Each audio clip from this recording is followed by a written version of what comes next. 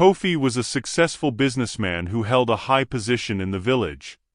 Along with being wealthy, he was deeply respected in the community for his achievements and honesty. People valued his opinion, and he was seen as a pillar of strength in the village. Kofi and Na'ima's marriage was considered exemplary. Na'ima was known for her beauty, kindness, and grace. Their marriage was seen as a fairy tale romance in the village, often admired and envied by others. Kofi achieved great success through hard work and sharp business skills. He owned several properties, engaged in wide-scale trade, and contributed to various community projects. His success earned him deep respect and influence in the village, and his involvement in charitable activities further solidified his esteemed reputation. One day, as the village was preparing for a celebration, police vehicles suddenly arrived at Kofi's home. They had a warrant for his arrest, and the news spread quickly, causing a stir in the community. When Na'ima heard the news, she was in complete shock. The idea that her husband could be accused of such a serious crime was unimaginable. She immediately tried to contact Kofi but was informed by the police that he was in custody. The police revealed that Kofi was accused of assaulting Elle, a young woman from the village. The shocking accusation took everyone by surprise, and the community was left in confusion and disbelief. The village was divided. Some found it difficult to reconcile Kofi's old image with the gravity of the accusation, while others rushed to judgment, swayed by the seriousness of the charge, despite not knowing the full details. Kofi strongly denied the allegations, insisting on his innocence and claiming he had never harmed Elle or anyone else. Despite his pleas, the weight of the accusation cast a shadow over his once spotless reputation. Elle was a quiet, modest artisan known for her craftsmanship in baskets and textiles. She led a simple life, respected for her skills but never seeking attention. However, beneath her calm demeanor lay deep emotions and unresolved issues. Months before the incident, Elle had a major setback involving Kofi. He had invested in a cooperative project aimed at promoting local artisans, but it failed due to financial mismanagement and other issues. Elle, devastated by the failure, confronted Kofi. He dismissed her concerns, suggesting her mismanagement was the cause. This conversation left Elle feeling humiliated and powerless, with growing resentment towards Kofi. Over time, her frustration built into a deep-seated anger, symbolizing the broader struggles she faced in life. When Kofi was later accused of assaulting Elle, it was a result of both her emotional turmoil and a desire for accountability. The incident. On a quiet afternoon, Elle was walking home when she encountered Kofi. Despite initial unease, she kept the conversation polite. Kofi led her to a secluded spot, claiming he wanted to clear the air about their past disagreements. However, his behavior soon turned inappropriate, and despite Elle's resistance, Kofi assaulted her. Shocked and violated, Elle struggled with her emotions. The societal stigma and Kofi's power made her hesitant to report the assault. But as her need for justice grew, she made the difficult decision to come forward.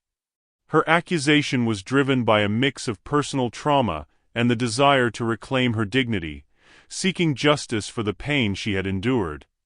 The arrest of Kofi sent shockwaves through the village, shattering its peaceful harmony. Once a revered figure, Kofi's unexpected arrest caused deep divisions within the community. The village was split in its reaction. Many who admired Kofi for his integrity and charitable work defended him, believing the accusation was a personal vendetta. They pointed to his past contributions and called for a fair investigation. Others, however, focused on the severity of the accusation itself. They argued that the seriousness of the claim was enough to cast doubt on Kofi's character, regardless of his past reputation. Conversations ranged from whispers to heated debates, reflecting the underlying tensions and rivalries within the village. The once united community was now marked by discord and strained relationships. For Na'ima, Kofi's arrest was a personal crisis. The man she loved and trusted was now accused of a serious crime, leaving her in a state of disbelief and confusion. Her initial reaction was to defend him, but the weight of the accusation forced her to question everything she believed about him. Naima faced intense scrutiny from the community. While some offered sympathy, others questioned her integrity and accused her of complicity. The stigma attached to her situation was harsh, and she struggled to maintain normalcy for her children amid the turmoil.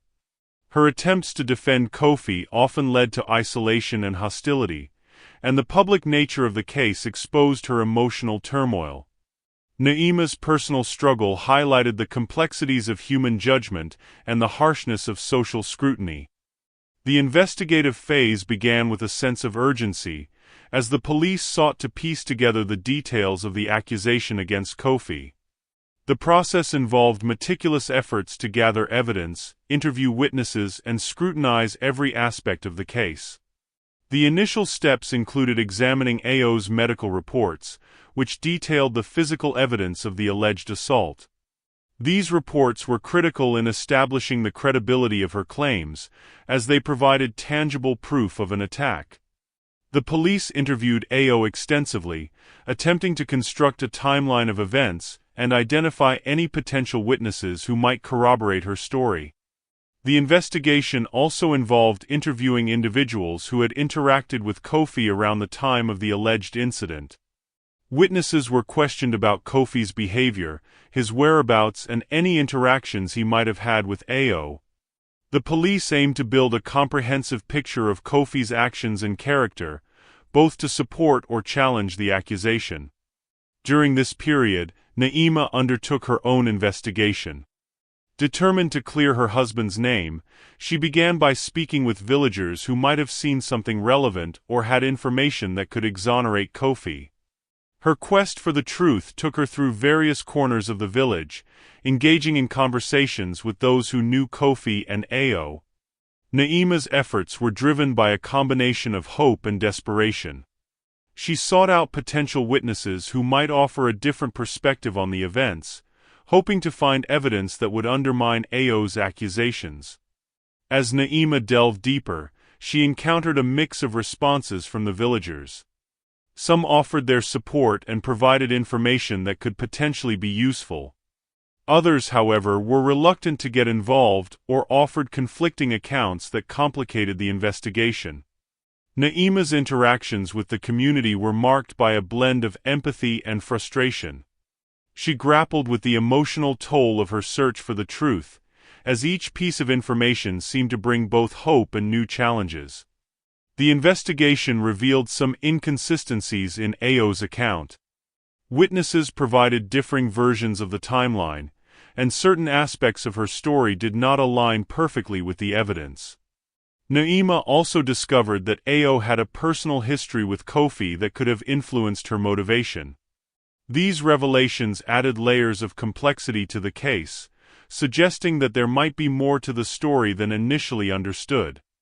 As the investigation progressed, new evidence began to emerge that cast doubt on AO's credibility. A deeper look into her background revealed that she had a strained relationship with Kofi prior to the incident. AO had previously expressed dissatisfaction with a failed business deal involving Kofi, which added a potential motive for her accusation. This revelation suggested that the accusation might have been driven by personal grievances rather than objective truth. Further scrutiny uncovered inconsistencies in AO's statements. Witnesses who had initially supported her claims began to question the details of her story. Some provided contradictory information, while others revealed that AO had not been entirely truthful about certain aspects of the incident. These inconsistencies raised questions about the reliability of her testimony and cast a shadow over her credibility. At the same time, Kofi's behavior and statements were scrutinized. His public denial of the accusations, while expected, was analyzed for any signs of guilt or deception. Some aspects of Kofi's behavior, such as his emotional responses and his interactions with others, were interpreted in various ways by different observers. While some saw his reactions as genuine and consistent with his innocence, others found them troubling and indicative of potential guilt. Despite these challenges, evidence began to emerge that could exonerate Kofi. Witnesses who had previously been silent came forward with information that contradicted Ayo's version of events.